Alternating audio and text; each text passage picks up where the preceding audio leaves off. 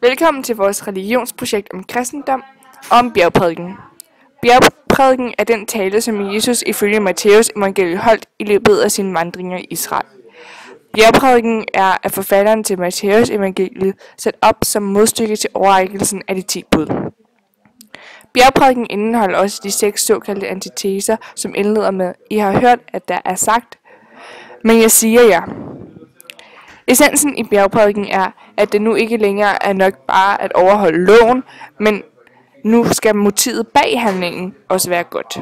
Det første, vi vil lægge fokus på i mytens indhold, er, hvad Jesus mener med, at han ikke vil nedbryde, men opfylde profeterne. Han mener, at mennesket på denne tid ikke bare skulle overholde lov og budene, men at de også havde et rent sind bag. Tanken om et brud på loven måtte derfor slet ikke strejfe den, da det i sig selv var en synd. Spørgsmål nummer 2 er, hvordan forholder Jesus sig til Moselovens bud om, at man ikke må begå drab? Jesus optræder i skikkelse af mennesket, og han mener, at en handling mod medmennesket er en handling mod Gud. Dette betyder også, at forholdet til medmennesket er lige så vigtigt som forholdet til Gud. Det er derfor, at drab er en forbrydelse ikke kun mod det enkelte menneske og familien, men også mod Gud og religionen som helhed. Det tredje og sidste spørgsmål forholder sig sådan: hvordan forholder Jesus sig til Moseloven? Hvordan forholder Jesus sig til Moselovens bud om, at man ikke må begå ægteskabsbrud? Jesus siger, at en synd allerede er begået i ens hjerte, hvis man så meget som kigger lysten på en andens hustru. Citat: Enhver, som kaster et lysten blik på en andens hustru, har allerede begået ægteskabsbrud med hende i sit hjerte. Citat slut. Man er derfor bedre stillet med at skille sig af med det legeme, som har begået synden, i stedet for at leve et liv med skyldige legemer. Det gør desuden mindre ondt at skille sig af med det enkelte legeme, frem for at hele ens legeme ender i helvede. Vi vil nu fortælle, hvad vores præst Anne-Mette fortæller, er det oversagsforklarende med bjergprædiken. De 10 bud gælder ikke længere. De 10 bud bliver radikaliseret i myten.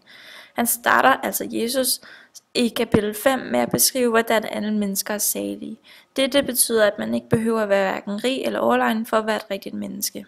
Alle mennesker har en forpligtelse til at gøre noget godt, for derved at blive salig. Han er ikke kommet for at nedbryde lovene, men for at opfylde. Han vil dog opfylde disse love på sin egen måde. Denne måde er meget anderledes end den traditionelle måde, som jøderne ellers havde set som den rigtige. Det er her de 6 antiteser kommer ind i billedet.